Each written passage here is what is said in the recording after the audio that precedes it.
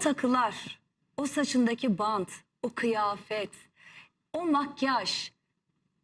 Gerçek Yani bir star. İzlerken dedim ki herhalde bir 5-6 saati var hazırlanması için. Var herhalde. 5-6 saat hazırlanmıştır. Herhalde değil ki. Biz konuk aldık Bülent Ersoy'u. Gece 3.30'da geldi. 9'da yayına girdi. Makyajı bitti. İnanamıyorum. Evet, gece 3.30'da geldi. Ama ne kadar seyirciye saygı tabii ki bir yandan da. Bir de biliyorsun onu önce düşün. yarısını yapıyor, sonra yarısını. Enteresan değil mi? Ben ilk kez öyle bir makyaj Ben de stili ilk gördüm. kez duydum. Ama bir şey söyleyeceğim. Bir açıklaması vardı. Hatırlıyor musun? Sen bıcı bıcı yaptığımı eleştirdin ya. Onu çok eleştiren oldu. Bizim mesela Örfü Bilgin benim çok kadim dostumdur benim. Evet, Örfü Bilgin'e selamlar de olsun. selam olsun. O da çok sever bıcı bıcı yapmayı. Tabii bayılır.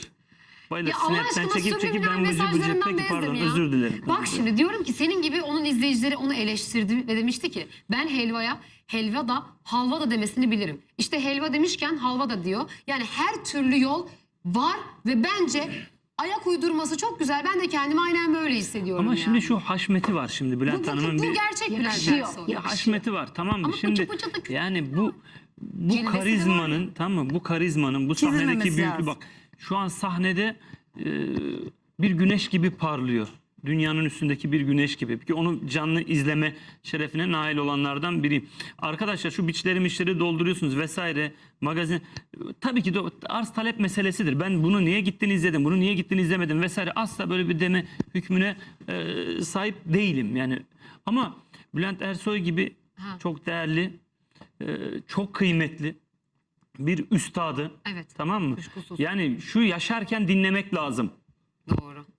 Müziğin, gerçek musikimizin, bizim kendi müziğimizi Tadını, gerçek tadını. almamız lazım. Bodrumlu belki turistler falan da vardır ama hepinize alkışlıyorum konsere giden. Gerçekten gidip orada tam gerçek sanatın yani sanata değer vermek çok önemli. Çok güzel. Ben de buradan bir düzeltme yapayım. Şu an Haluk mesaj atıyor. Bülent Ersoy'un menajeri. Çok da Şen, severim evet. Haluk Şentürk. Ece Gülşah Saraçoğlu dikti. Tanju değil diyor. Gülşah Saraçoğlu dikmiş kıyafeti. Evet, barışmışlar demek ki. Barışmışlar demek ki. Son dakika haberi bu da. Bak bir de yazayım. Hüma Sultan Hanım. Hüma Sultan Hanım. Ben bilmiyordum. Hüma Sultan Hanım yazıyor, diyor ki Nihat Bey köpeği eleştiriyorsun ama programa penguen getirip adını Gülben koyan kimdi acaba? Gülveren. Ya çok ayıp. Burada kul hakkına giriyorsunuz. Gerçekten kul hakkına giriyorsunuz. Bu yaptığınız size hiç yakışmadı. Önce bir bilgi sahibi olmak lazım. Zaten bizim en büyük sorunumuz bilgi sahibi olmadan fikir sahibi. Ben asla penguene Gülben ismini koymadım. Asla böyle. Ben Gülveren koydum. Gülveren başka bir şey. Gülveren bir isimdir. Benim de penguenimin adı hala evde duruyor. Adı da Gülveren. Tesadüf oldu. Yani Gülverenle Gülben de değilken tesadüf oldu bile yanlış bir cümle kurdum. Yani Gülverenle Gülben dağlar kadar fark var. Yapmayın lütfen. Bana konuşma yasağı gelmişti 3 günlük. O ara ben de bana uğur getirdi inandım. Kulisteydi. Kulisten getirin dedim, koydum buraya. Benim penguenim konuşsun artık dedim yani. Asla böyle bir şey yapmadım. Evet. Peki abartılı mı makyaj? Ya bence sahne için çok uygun. Yani zaten Bülent Bülent Ersoy'a Ersoy'a yakışıyor. Sade sakin bir makyajla hali yok düşünemiyorum. ki. Yani işte en gördüğüm sakin hali bıcı bıcı hali. O da filtre var diye gördüğümüz. Peki Bence çok yakışıyor. tat en çok Bülent Ersoy'a yakışmamış mı? Yani bu arada Uğur da mesaj atmış. Uğur da bizim Beyaz TV'nin değerli muhabirlerinden. Uğur bunu paylaşmış Twitter'da.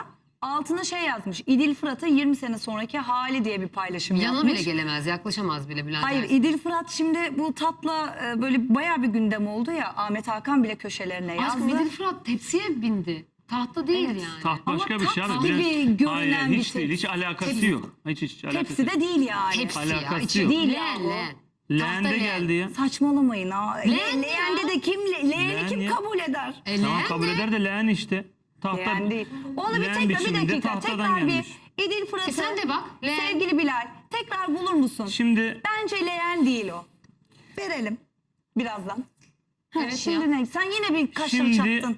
hayır leğen değil, bu tat. Bu tat sahnede kaldır. Sahne her türlü ne derler ona?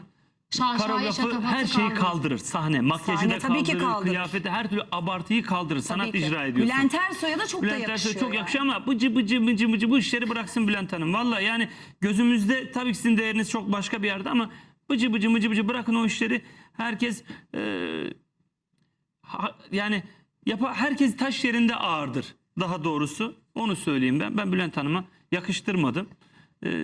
Cevap hakkı da vardır kendisinin. Evet, Bağlanırsa. bağlanmak isterseniz. Artık bu bağlanmayı da geçsin, artık gelsin buraya yani. Ben Bülent Hanım'ı Ama buraya tahtla çağırdım. geliyor. Bülent tahtla gelsin de buraya Daha önce gelsin. tahtla geldi. Bülent Gerçekten Hanım öyle kendi tahtını söyledim. getirdi. Bülent Hanım delikanlı kadındır dedim. Evet. Tamam mı? Ama abi yani kusura bakmasın, buraya da gelir dedim. Bir ara Gelir. ben gelirim, bağlanırım, gelirim oraya, buraya gel dedim kendisine telefonda. Gel dedim buraya, burada konuş kendisine, ben gelirim dedi. Sonra ne oldu abi? Gelebildi mi? Ya dur, daha yeni başladık. Bir hafta oldu Ben ya. anlamam abi. Öyle Ama bir bıcı şey bıcı, diyeceğim. buraya gelmek öyle bıcı bıcı mıcı mıcı yapmaya benzemez. Sorulardan mı korkuyorsunuz? Heh, Bülent Hanım, bu leğen anlamadım mi? yani. Dur bir dakika, bu leğen mi? Bu leğen. Arkadaşlar leğen. bu leğen değil. Bu leğen ya. Yapmayın Bu Allah bir şey aşkına. söyleyeyim mi? Bu süslü püslü leğen. Bunu veriyorsun, 2 tane mandal veriyorlar sana. Altyazı yaz. Bülent Ersoy söylemezsem Tahta. olmazın sorularından korktuğu için gelemedi. Gelemedi. Gelemiyor söylemezsem olmaza. Gelir. Bak, Selin Ciğerci ile bıcı bıcı yapan, Kerimcan Durmaz'la bıcı bıcı yapan, Murat Övünç'le bıcı bıcı yapan Bülent Ersoy burada Nihat Doğan, Bircan ve Ece ile bıcı bıcı yapmaktan korkuyor. Bir şey söyleyeceğim. Gelirse ne bıcı bıcı yaparız belli değil. Gelemez. Gelemez. Senin takı ne oldu? Sana takı Benim gönderecek. limon topazı ne oldu Bülent abla? Geçen aradığında Gelemez. soracaktım, bak başka konuları konuştuk. Evet. Bak, çok önemli bir Yani uyarı.